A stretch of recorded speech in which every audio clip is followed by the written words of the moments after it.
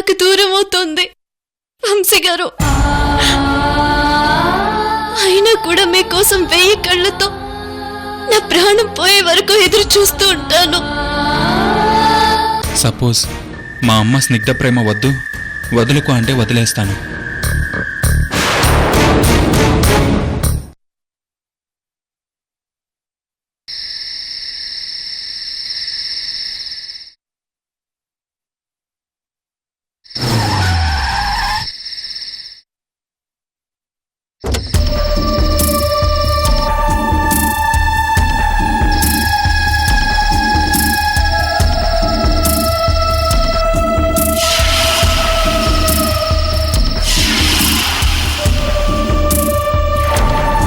తను నాకు I love you చెప్పిందమ్మా.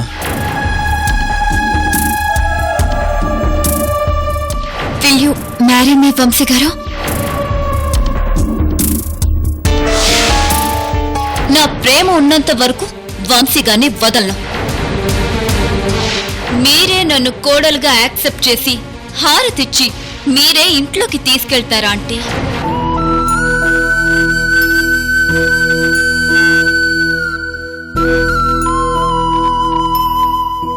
వాడు మొదటిసారి ఒక అమ్మాయి ప్రేమను చూశాడు.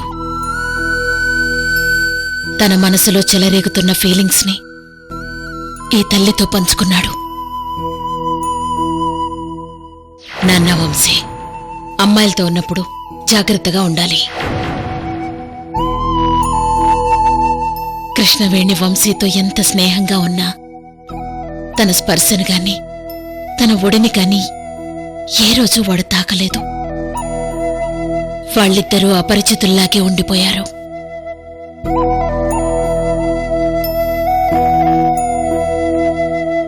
వాళ్ళిద్దరి మధ్య ఎలాంటి ఫిజికల్ రిలేషన్షిప్ లేదు. కృష్ణవేణి ఎంత పెయిన్ అనుభవించి ఉంటుందో ఆడదానిగా నాకు మాత్రమే తెలుసు.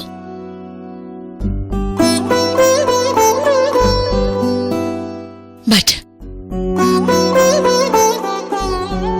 కృష్ణవేణి ఉన్నన్నాళ్ళు వాడు భార్య స్పర్శకు దూరంగా ఉన్నాడు. ఇప్పుడు వాడి ఆరోగ్యం బాగయ్యాక కృష్ణవేణి దూరం అయ్యింది. అంతా వంశీ దురదృష్టం.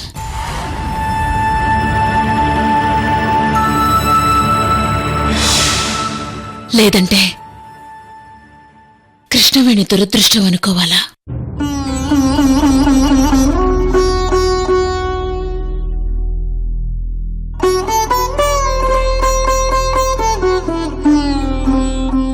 ఇప్పుడు వాడు భార్యని గుర్తుపట్టడం లేదు. తన భార్య అనే గతం తెలీదు. పోనీ చెప్దామన్నా చెప్పలేని నిస్సహాయ స్థితి.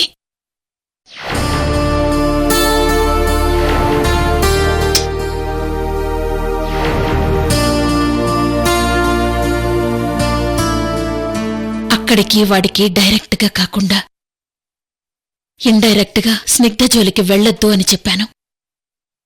దానివల్ల వికసించే వాడి మనసును, వాడి చెలరేగే ప్రేమ భావనలను నేను తుంచేస్తున్నానా?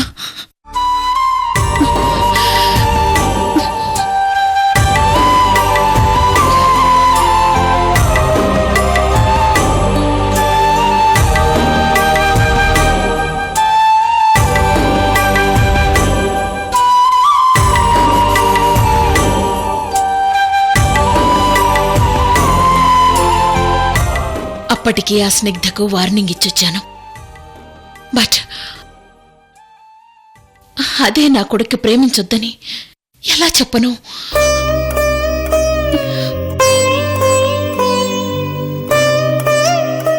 మనోజ్ గారు చాలా క్లియర్గా చెప్పారు. అతడి ఫీలింగ్స్ కి ఎదురు చెప్తే తను మళ్లీ పిచ్చివాడవుతాడు అని అన్నారు. తన మాటల్లో స్నిగ్ధ మీద ఎంత ప్రేమ పెంచుకున్నాడో నాకు తెలుస్తూనే ఉంది.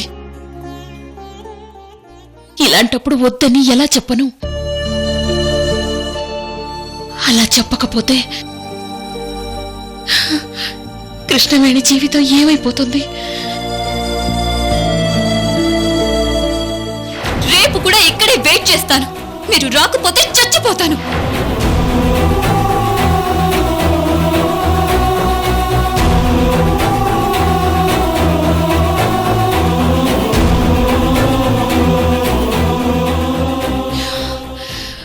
భగవంతుడా,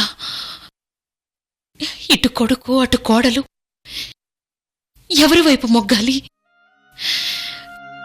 ఇలాంటి విషమ పరీక్ష ఏ తల్లికి పెట్టకయ్యా.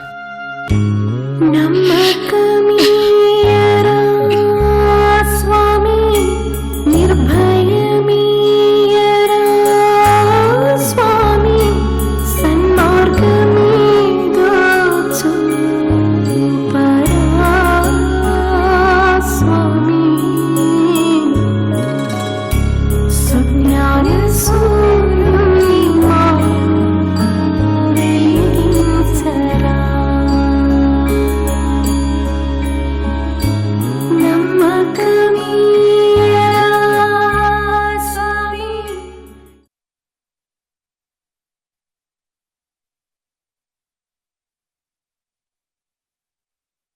వంశీ,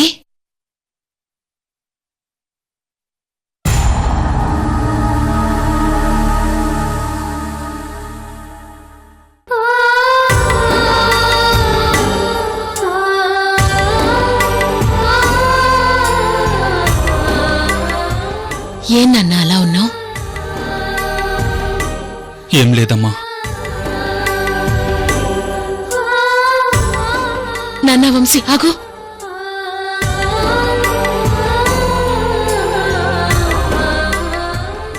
నువ్వు డిస్టర్బ్డ్ గా ఉన్నావని నాకు తెలుసు నాన్న. ఏం జరిగింది?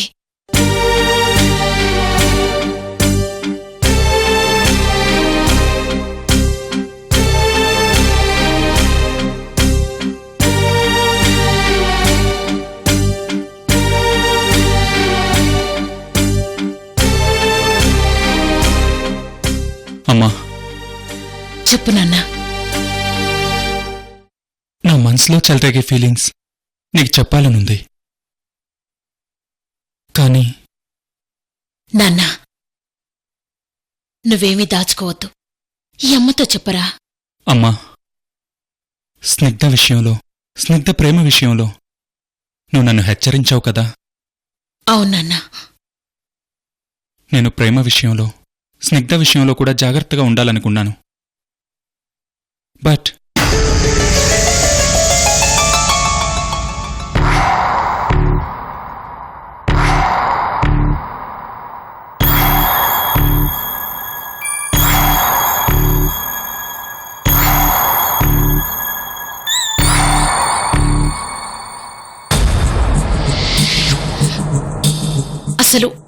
అసలేం జరిగిందో చెప్పు నాన్నా.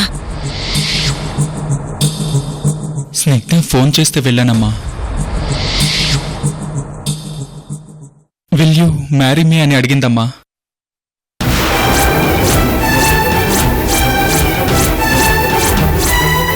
తను నన్ను ప్రేమిస్తోందమ్మా.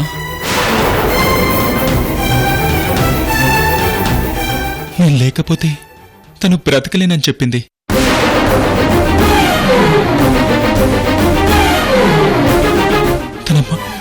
తన మనసు నాకిచ్చింది.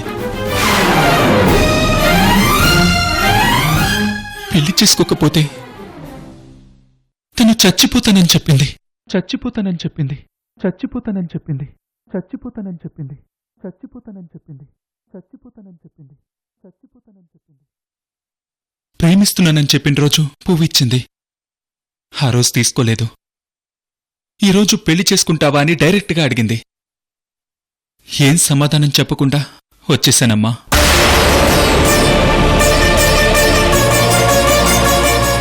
తనెంత బాధపడి ఉంటుందో నాకు తెలీదమ్మా. కాని ఒక అమ్మాయికి మనసిచ్చినా, ఒక అమ్మాయిని ప్రేమించినా, పెళ్లి చేసుకున్నా నీకు తెలియకుండా నేనేం చేయనమ్మా.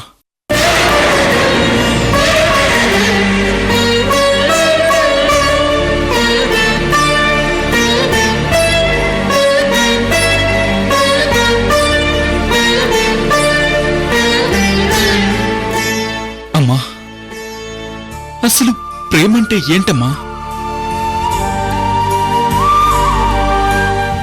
స్నిగ్ధ నేను లేకపోతే చచ్చిపోతా అంటుంది. ఎందుకమ్మా తనలా మాట్లాడుతుంది?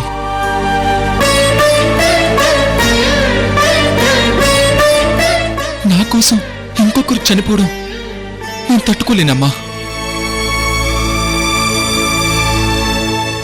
నా మనసంతా డిస్టర్బెన్స్గా ఉంది. ఎంత డిస్టర్బెన్స్ అంటే నేను మాటల్లో చెప్పలేనమ్మా. కానీ కానీ ఎవ్వరినెప్పుడు తన వలలో బంధిస్తుందో ఈ ప్రేమ, ఏమదినెప్పుడు మబ్బులలో ఎగరేస్తుందో ఈ ప్రేమ. అర్థం కాని పుస్తకమే అయినా గాని ఈ ప్రేమ జీవిత పరమార్థం తానే అనిపిస్తుంది ఈ ప్రేమ. ప్రేమ ప్రేమ ఇంతేగా ప్రేమ, ప్రేమ ప్రేమ ఇంతేగా ప్రేమ. ఇంతకు ముందర ఎందరితో ఆటాడిందో ఈ ప్రేమ, ప్రతి ఇద్దరితో మీ గాథే మొదలంటుంది ఈ ప్రేమ. కలవని జంటల మంటలలో కనపడుతుంది ఈ ప్రేమ, కలిసిన వెంటనే ఏమోనో చెప్పదు పాపం ఈ ప్రేమ. ప్రేమ ప్రేమ ఇంతేగా ప్రేమ, ప్రేమ ప్రేమ ఇంతేగా ప్రేమ.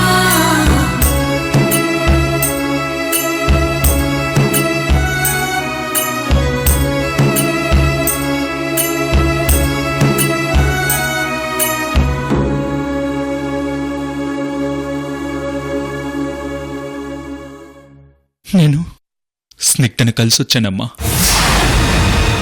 తన సమాధానం కోసం ఎదురు చూస్తుంది.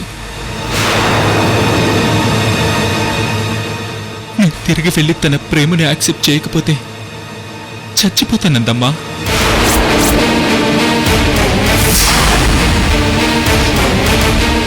తన నా కోసం చనిపోవడం నేను తట్టుకోలేనమ్మా.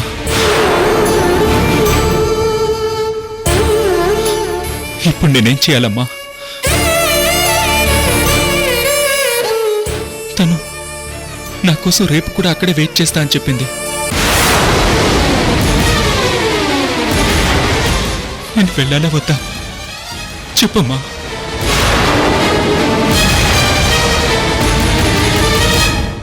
అమ్మాయి ప్రేమిస్తున్నా అన్నప్పుడు నేను సమాధానం చెప్పలేదు. నువ్వు వద్దు అంటే వెళ్ళి తనతో నిన్ను ప్రేమించలేను, పెళ్లి చేసుకోలేను అంటాను.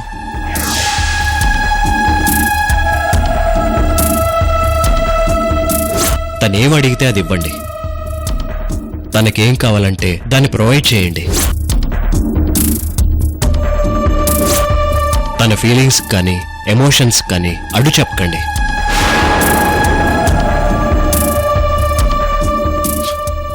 మా అమ్మకి ఇష్టం లేదు అని చెప్తాను.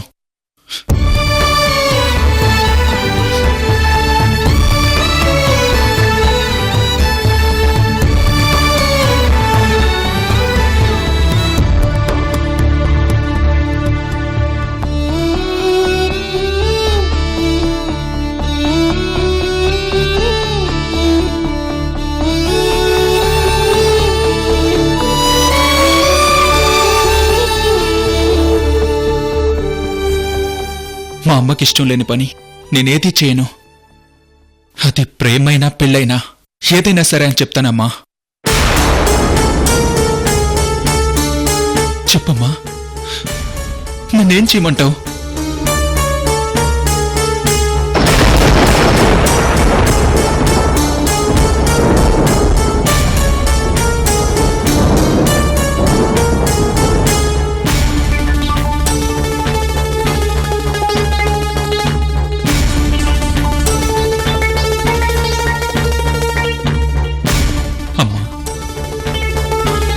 నీ నిర్ణయం ఏదైనా సరే నాకు చెప్పు.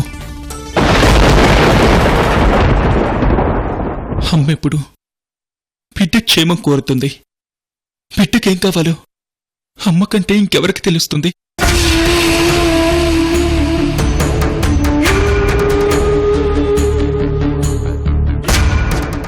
అలాగే నాన్న, నాకు కొంచెం టైం ఇవ్వు. ఓకేనమ్మా.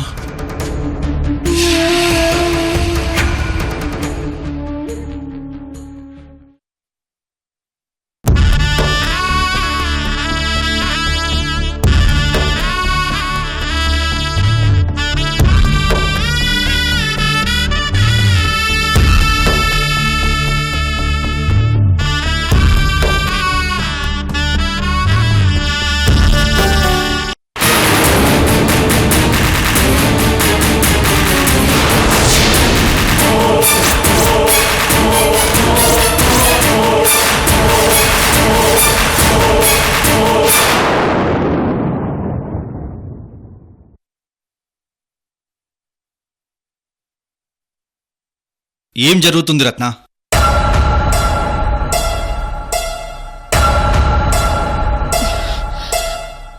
మనం భయపడినట్లుగానే జరిగిపోయింది సృజన్. వంశీని స్నిగ్ధ పెళ్లి చేసుకోమని ప్రపోజల్ పెట్టింది.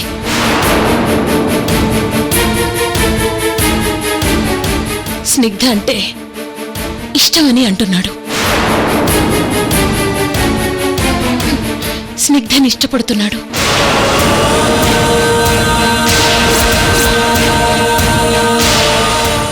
స్నిగ్ధని పెళ్లి చేసుకోవాలో వద్దో ఏదో ఒకటి ఆలోచించి చెప్పమని చెప్పాడు. ఏంటి రత్న ఇంత క్యాజువల్గా చెప్తున్నావు? క్యాజువల్గా చెప్పడం ఏంటి? వాడు చెప్పిందే నేను మీకు చెప్తున్నాను. అసలు వాడు స్నిగ్ధ ప్రేమ గురించి నీతో డిస్కస్ చేసినప్పుడే మనోజ్ గారితో మాట్లాడి ఏదో తెగదెంపులు చేసామని చెప్పాను కదా. మనోజ్ గారితో మాట్లాడాను. ఆయన ఏమన్నారు? తనకేం కావాలన్నా తెచ్చివ్వండి, అది ఏదైనా సరే అన్నారు.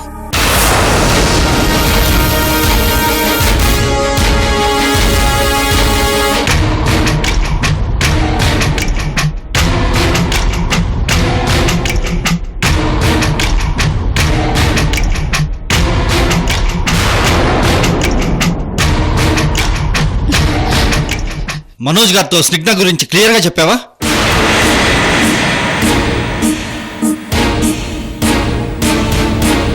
స్నిగ్ధకు వంశీకి మధ్య ప్రేమ కథ నడుస్తుందని చెప్పావా?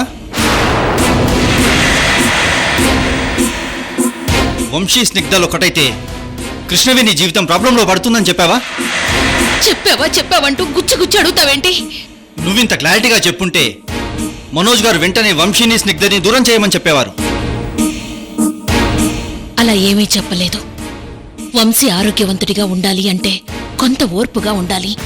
తనేం కావాలన్నా అడ్డు చెప్పకండి, లేకపోతే మళ్ళీ ముందు కండిషన్లోకి వెళ్ళిపోతాడు అన్నారు. కానీ ఈ లోపలే స్నిగ్ధ వాడితో పెళ్లి ప్రపోజల్ పెడుతుందని ఎక్స్పెక్ట్ చేయలేదు సృజన్. ఇవాళ రేపు పెళ్లిళ్ళు మొదటి చూపులోనే అయిపోతున్నాయి. వ్యక్తిత్వాల గురించి ఫ్యామిలీ గురించి తెలుసుకునేంత ఓపిక వాళ్ళకి లేదు. అటు 7 తరాలు ఇటు 7 తరాలు చూసి పెళ్లి చేయమన్నారు. కానీ ఇప్పుడు 7 రోజులు కూడా వెయిట్ చేయలేకపోతున్నారు రత్న. వారం రోజుల క్రితమే పరిచయం అయ్యారు. ఈ వారం రోజుల్నే ప్రేమించుకున్నారట. ఇప్పుడు పెళ్లి చేసుకుందాం అనుకుంటున్నారట.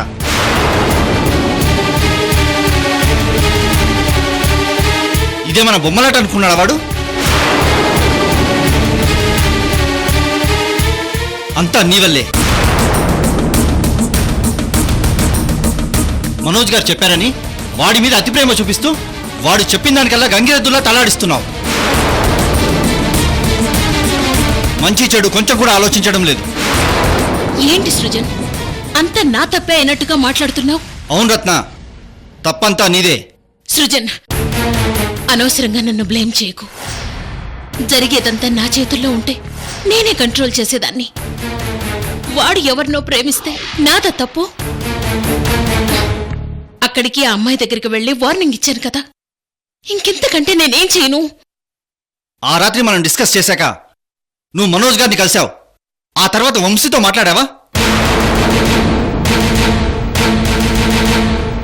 మాట్లాడలేదు. ఆ రాత్రి మాట్లాడుంటే ఇంతదాకా వచ్చేది కాదు కదా. ఎలా మాట్లాడను? వాడి మనసుని ఎలా నొప్పించను సృజన్? ఎంతసేపు వాడి మనసు గురించి ఆలోచిస్తావేంటి? అక్కడ ఆల్రెడీ మనసు వికలమై కోడలు బయట అవుట్ హౌస్ లో ఉంటుంది. బయటి కంపెనీలో ఉద్యోగం చేస్తూ బతుకుతుంది. అది అవమానంగా అనిపించడం లేదా నీకు? ఆ ఇంగిత జ్ఞానం మీకు మీ కోడలికి ఉండాలి. వాట్? అవును, రెంట్ తీసుకొచ్చిచ్చినప్పుడు ఆత్మగౌరవం, క్యారెక్టర్ అంటూ మీ కోడల గురించి డబ్బాలు కొట్టడం ఆపి ఉద్యోగం వద్దమ్మా, అవసరమైతే మన ఆఫీసులోనే పని చేయమని చెప్పుండాల్సింది. ఎందుకు చెప్పలేదు మీరు?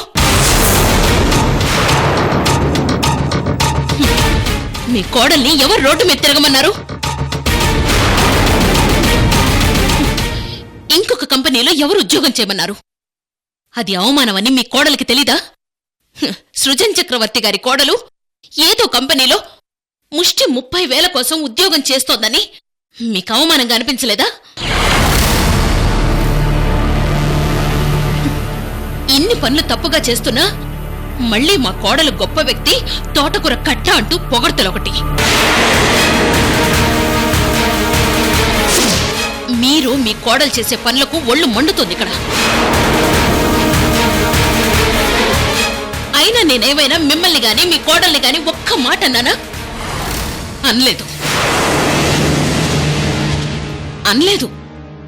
కానీ మీరు మాత్రం వంశీ విషయంలో, నా విషయంలో ప్రతిదానికి ఎత్తి పొడుస్తున్నారు. తప్పు తప్పు అంటూ మాట్లాడుతున్నారు. రత్న, మ్యాటర్ డైవర్ట్ చేయొద్దు ప్లీజ్. అయితే ఇప్పుడేం చేయమంటారో మీరే చెప్పండి.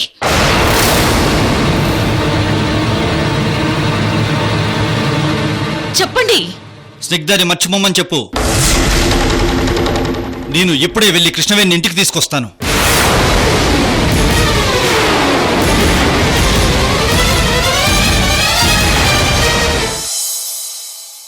స్నిగ్ధకు వంశీకి పెళ్లి చేస్తావా? అవును, చేస్తాను. రత్న, ఆగండి నాన్న.